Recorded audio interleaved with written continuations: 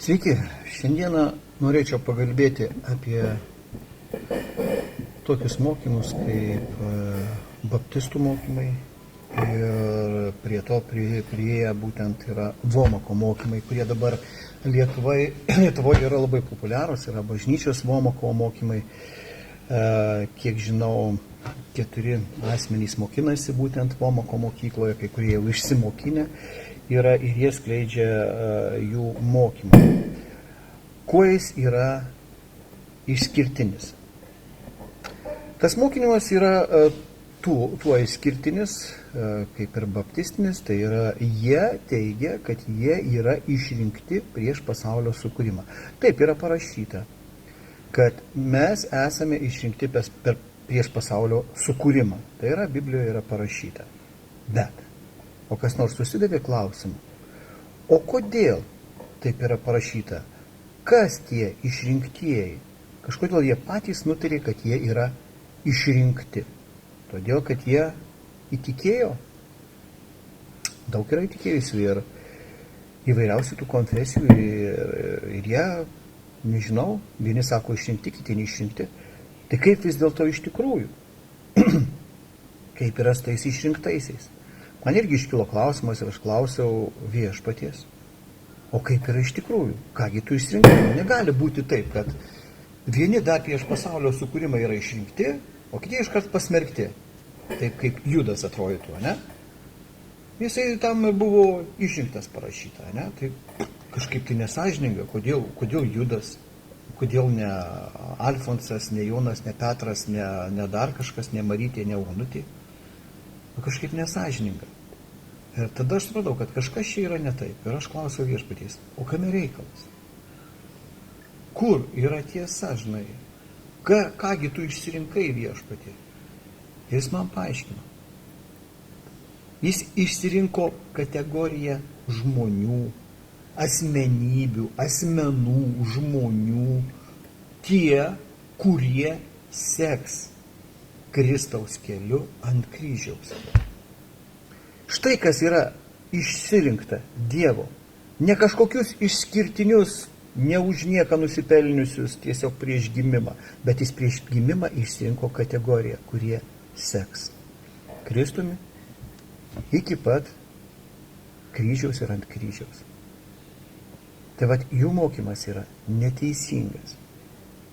Nes jeigu juos jau išsirinko, jie kiti sako, tai mes dar neišgelbėti.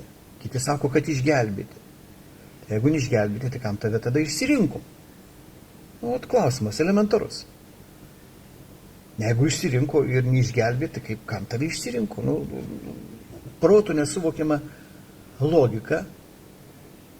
Tai jie sako, kad jie yra išgelbėti. Semčenko irgi šitą mokymą pasigavo. Irgi. Nesvarbu, jeigu tu nors žmogų nužudysi, tu vis tiek neprarasi savo išgelbėjimo, tu tik prarasi dovanas. Bet Biblijoje mes matom visai ką kitą. Paskaitykim. 2 Timotėjaus 2.12. Jei kenčiame su juo ir valdysime, jeigu mes jo išsižadame ir jis mūsų išsižadės. Kaip matome, viskas priklauso vėlgi nuo mūsų pasirinkimo. Jeigu mes išsižadame, tai jisai išsižadės. Ar tai yra vienintelė vieta Biblijoje apie tai rašoma? Petro 2.1. Buvo tautoje ir netikrų pranašų, kaip ir tarp jūsų bus netikrų mokytojų, kurie paslapčia įves pražūtingų erezijų, išsigindami net juos atpirkusio viešpaties ir užsitrauks greitą žlugimą. Bet aš noriu atkreipti dėmesį į tą. Išsigindami net juos atpirkusio. Reiškia, viešpats atpirko juos. Jie pažino viešpatį. Ane? Ir jie išsigynė. Išsigynė. Mato 10.303. O kas išsižadės manęs žmonių akivaizdoje, ir aš jo išsižadėsiu savo dangiško tėvo akivaizdoje. Tai reiškia, nėra jokių išrinktųjų, kažkokių, ne už nieką. Nėra. Jeigu mes eisime iki galo Kristaus keliu, Kristus mus nuves ant kryžiaus ir mes nepasiduosime, neišsižadėsime jo, kol jis mus ves ant kryžiaus, tai tada mes ir būsim išgelbėti. Tai yra procesas, tai yra kelias. Kaip vyko Kristaus kelias, pasižiūrėkit. Ar jis iš karto nuėjo ant kryžiaus? Todėl, kad jį Dievas išsirinko. Ar jis turėjo savo laisvą pasirinkimą? Mesgi matom, kad jisai turėjo savo laisvą pasirinkimą. Jei jis neturėtų laisvo pasirinkimo, jis būtų nepasakęs: Dieve, jeigu tai yra įmanoma, patrauk nuo manęs šitą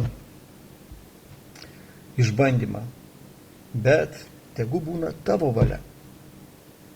Tavo valia. Jisai pasirinko kieno valią? Tėvo valią. Jisai turėjo pasirinkimą. Jeigu jis neturėtų pasirinkimo ir jis vis tiek būtų mus atpirkęs, jisai nebūtų tikras atpirkimas. Šėtonas tas pats nebūtų jau gundęs dykumoje ir nesiūlės jam visokių dalykų. Jeigu tu mane pagarbinsi, aš tau atiduosiu visus pasaulio turtus ir tau nusilenks visi žmonės ir taip toliau, taip toliau, taip toliau. To nebūtų daręs šėtonas. Jisai turėjo laisvą valią priimti tai ar atsisakyti. Suprantate, tai yra melagingas kelias. Kodėl jie daro tai?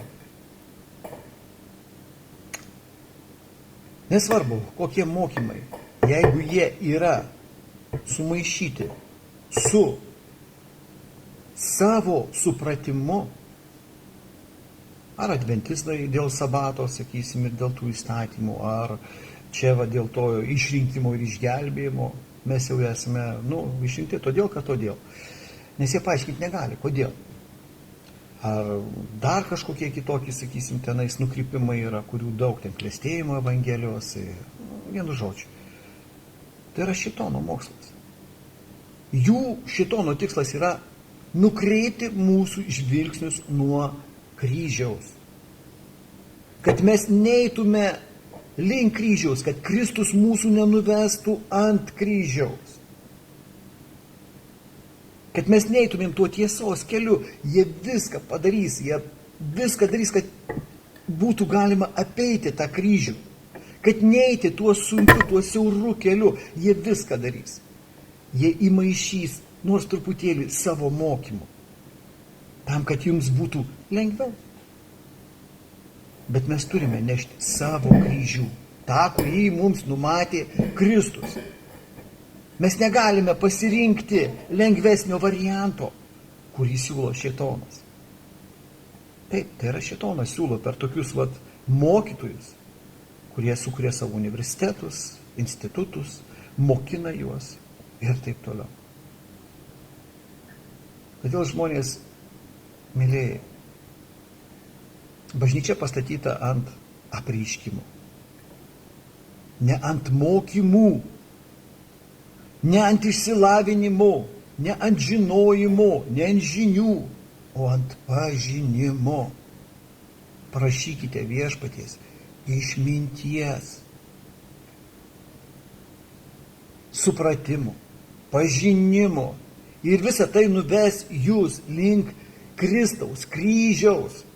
Jūs galėsite nešti, jums Kristus padės nešti tą kryžių jūsų. Mes mažėjam, jis didėja. Kuo mes mažesni, tuo jis labiau didėja. Dar kas liečia išgelbėjimą, netgi ir Paulius, kada jisai turėjo dyglį ir jisai prašė patraukti nuo manęs tą dyglį, dėl didžiulio kiekio apreiškimų.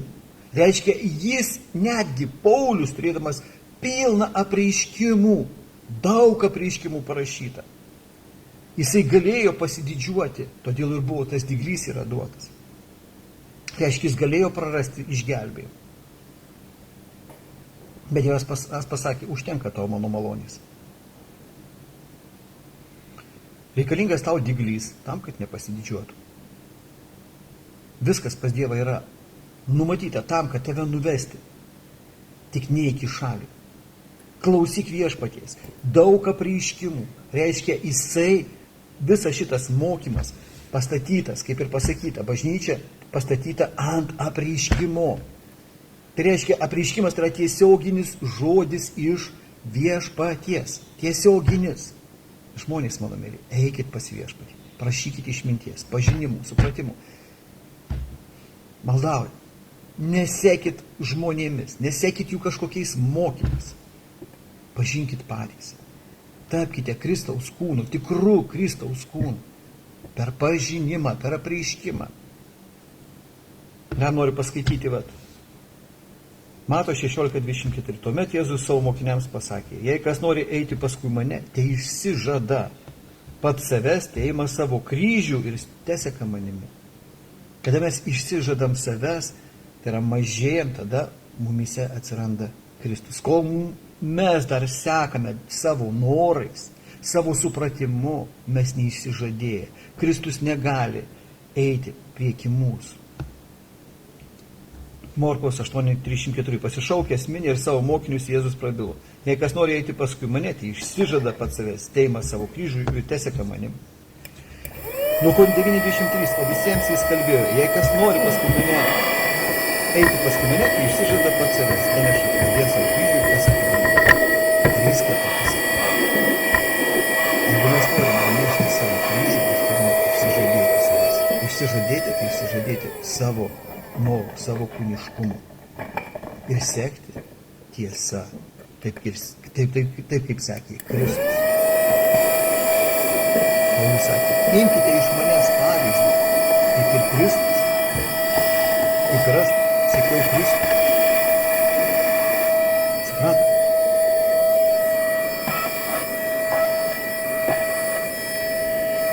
Todėl nesekite jokiais mokymais, baptistiniais mokymais, adventistiniais, charizmatiniais, protestantiniais ir taip toliau.